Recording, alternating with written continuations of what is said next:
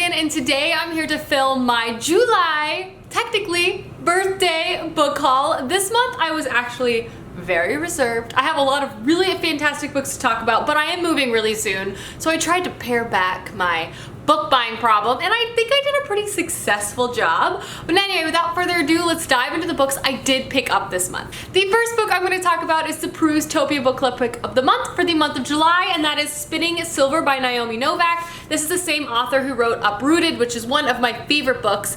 This is a Rumpelstiltskin, dark, fantastical retelling, and I have to tell you guys, it was absolutely incredible. This is a book that honestly, as I was reading it, I was just thinking to myself like, wow, I wish I wrote this book because it literally encapsulates all of my favorite things into one story. We follow a lot of different perspectives, but for the most part, 3 female perspectives. Each one comes from a different background, some rich, some poor, one is Jewish. Each girl's lives kind of become entangled, but also you see each one rise to the occasion in different ways. You see them transform from honestly taken advantage of fearful girls to very, very strong women.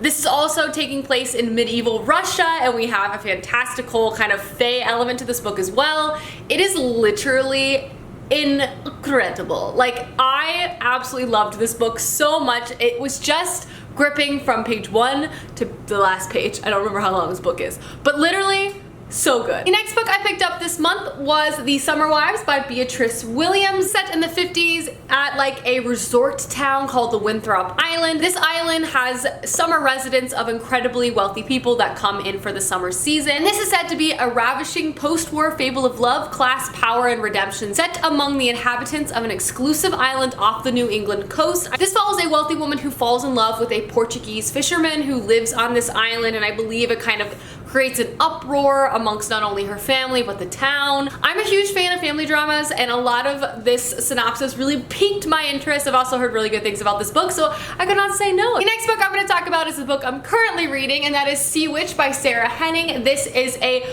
dark YA retelling of The Tale and the Rise of Ursula. This is a retelling of the Hans Christian Andersen Rise of the Iconic Villainess. This is a story set, I want to say, in Denmark in probably the 18th or 19th century. We follow a trio of friends who live in this dark, eerie seaside town. This trio of friends consists of a prince, a witch who is poor and ostracized by the town, and a beautiful young blonde girl named Anna. However, at the beginning of this story, Anna actually drowns in the ocean. Everyone knows what happens in the end: a mermaid, a prince, a true love's kiss. But before the young siren's tale, there were 3 friends, one feared, one royal, and one already dead. Anna's miraculous appearance kind of turns the town upside down as everyone's trying to figure out if this was actually Anna, the girl who disappeared in the ocean 4 years prior. When Evie, the young witch, begins to discover Anna's secret, she begins to realize that Anna is much more than she appears, and she will do anything to help her new friend or her old friend find the love and the happiness she seeks on land.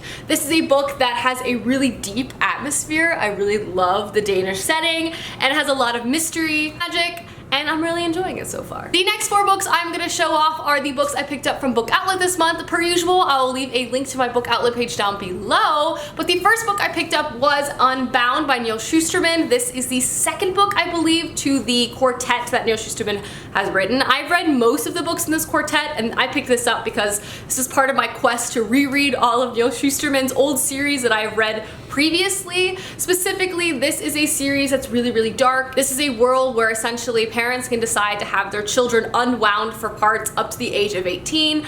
I read it in high school and really, really liked it, and so when I saw the second book for a really good price on Book Outlet, I decided to pick it up. Next book I got from Book Outlet was Ever Found, which is also, surprise, a signed copy, which is so cool. This is the 3rd and final book to the Skinjackers trilogy. I read the first one, Everlost, a few months ago, and when I saw the 3rd one on Book Outlet again for a really good price, I decided to pick it up. I still need the 2nd one to continue on with my reread of this series, but I figured while I found the 3rd one in great condition and apparently signed, I had to buy it. This is a story following basically this place between life and death that only children can live in, and we follow 2 main characters as they both die at the beginning of the first novel and awake in this kind of in-between place. Both individuals are struggling, one with their own deaths, but trying to discover and decode what exactly is this place and how do they move on to being kind of like at peace. I really enjoyed the first one. I thought it was great.